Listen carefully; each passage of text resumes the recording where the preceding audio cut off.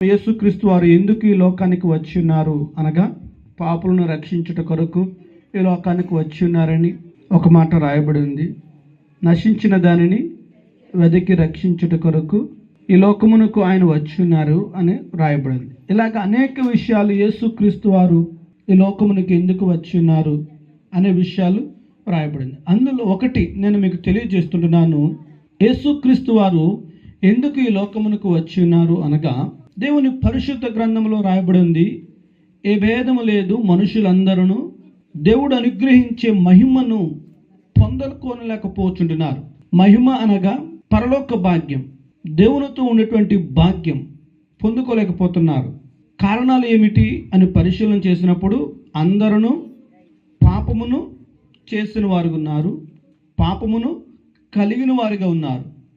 ఆ కారణం బట్టి వారు దేవుని మహిమను పొందుకోలేకపోతున్నారు. ఎఫెసీ పత్రిక 2వ అధ్యాయం మొదటిలో కూడా మనము అపరాధముల చేతను పాపముల చేతను నశించిపోచేటటువంటి వారిగా ఉన్నామని దేవుని గ్రంథము సెలవిస్తుంది. కాబట్టి ఇటువంటి నాశనమునకు జీతము ఏమని రాయబడి ఉన్నదండి? మరణము. అది నిత్య నరకపు వేదనలకు చెందినటువంటి మరణం. ఇక్కడ ఉన్నటువంటి వారులారా, మీరు ఈ విషయాన్ని ఎరగాలి, ఎరిగి తీరాల్సిందే.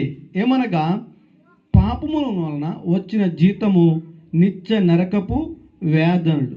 అక్కడ తప్పకుండా పాపములో జీవించి పాపములో మరణించేటువంటి వారు అక్కడ యాతన అనుభవిస్తారు. ఇలాగా దేవుడు అనుగ్రహించేటువంటి మహిమను అంటే పరలోక భాగ్యాన్ని కోల్పోయి దేవునితో ఉండేటువంటి భాగ్యాన్ని కోల్పోయి నశించిపోతుంటున్నప్పుడు దేవుడు సమస్త మానవుల ఎడల ఎంతో ప్రేమను కనపరిచాడు. అందుకని ఎఫెసీ పత్రిక 2వ అధ్యాయము దేవుడు మన ఎడల మహా ప్రేమను చూపాడు అని రాయబడి ఉంది. యోహాను సువార్త 3వ అధ్యాయం 16లో అయితే ఎంతో ప్రేమ అని రాయబడింది. మహాప్రేమ, రెండోది ఎంతో ప్రేమ అని రాయబడింది. మన ఎడల ఆయన కనుపరిచాడు, తన పిల్లలందరి ఎడల కనుపరిచాడు. మీ ఎడల దేవుని ప్రేమ ఎంతో అధికముగా ఆయన కనుపరుచున్నాడని తెలియజేస్తుంది. ఆయన ప్రేమను ఎలా కనుపరుచున్నాడు?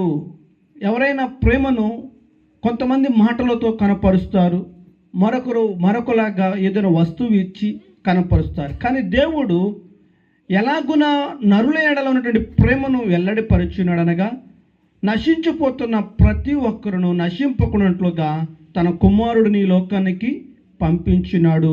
యేసుక్రీస్తు పేరున, యేసుక్రీస్తు అనే పేరున ఈ లోకమునకు దేవుడు తన ప్రేమను వెల్లడిపరిచాడు. అందుకని క్రిస్మస్